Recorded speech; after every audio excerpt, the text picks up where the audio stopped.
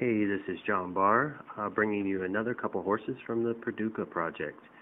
Today, the horses that we're going to be playing with is Butterfly, a 10-year-old previously untouched saddlebred, much like Rainbow was in the last newsletter, and also her stallion, Shadow.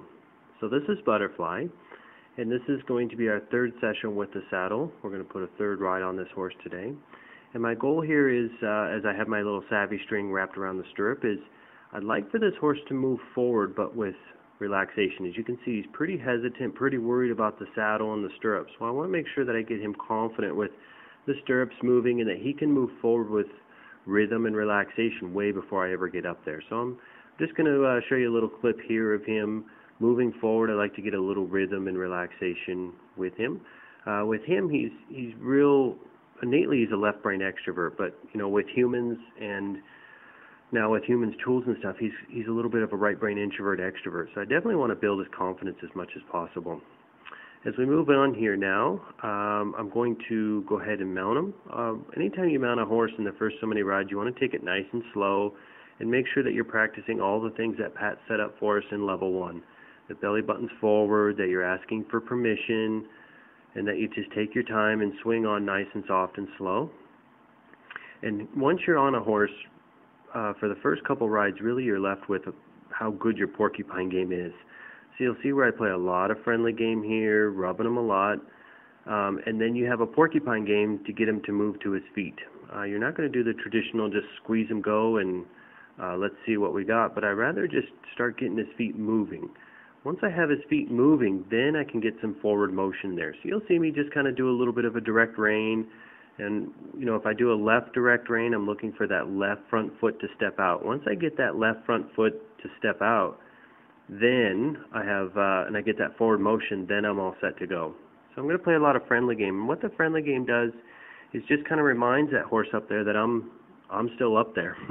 I don't want him to forget and, take his mind off of me, worry about other horses or whatnot, and then all of a sudden I spook him again or I take him back by surprise. So here I just get some nice forward motion at the walk, play a little friendly game with my legs, get him used to being touched all over, that sort of thing, and just get some rhythm and relaxation. I'm going to jump ahead here, and I'll just get a little bit of a trot. What I really like about this little clip is even though he's checking in with me, if you watch his ears, he checks in with me, but then his ears go forward, and he's thinking forward. And it's not so much just moving forward, but I really want a horse to think forward. Here we're just going to finish up on some nice rhythm at the walk, and see how well Butterfly is coming along. Now we're going to go ahead and jump ahead to Shadow. Shadow's her stallion. He had been started, and he'd even gone to a few shows, but then he had foundered. So anytime that you start messing with a stallion, you always want to be safe. And how are you safe when you're unsure about a stallion? Well, you get on the other side of the fence here. So I'm not too proud to say, hey, I want to figure out how the stallion is. So I basically halter him, let him out here with safety in mind, and I got in the middle of the round pen and I put him on the outside of the round pen, asking him to get interested in this ball a little bit. And what I like about these Pirelli play panels is that, as you see here, as he moves along, that rope goes right up and over, doesn't get caught up in any of those sections. Really allows him not to, it keeps my personal space really defined there, doesn't it? So here I'm just going to ask him, not going to really get in a fight with him. Again, I want to kind of see where he's at. Innately, I think he's very left brain extrovert. So I want to think about moving his front end, and I don't want to get in a fight with him. I don't want him to take offense to me. He hasn't been messed with in a dozen years or so, so I want to make sure that that I'm interesting enough for him, but also that he can respect me and whatnot.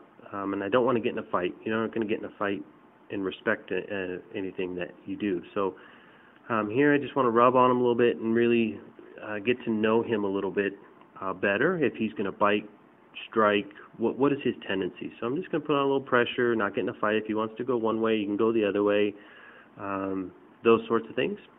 But once I feel comfortable enough that I got I really felt well that he was going to be okay, then I'll go ahead and step out, and then I'll just go into a catching game here. Because again, with being such a left brain extrovert, you could see where he's got a lot of tendencies. I have no idea what he had gone. So you just never know sometimes what horses have gone through in the past. And sometimes that matters, and sometimes, it's best just to not worry about it and play with the horse that shows up.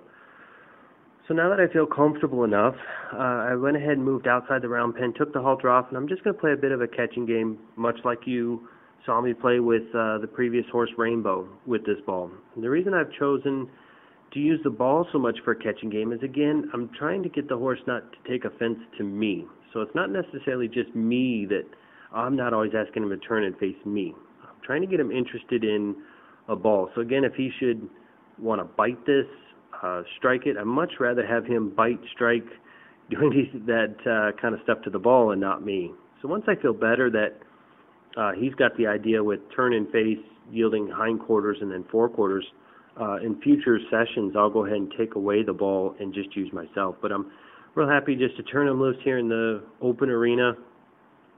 You can see in the background there I have my round pen. I have all kinds of other balls and tools and chairs and all kinds of other stuff out there that I'm getting him used to all kinds of stuff again.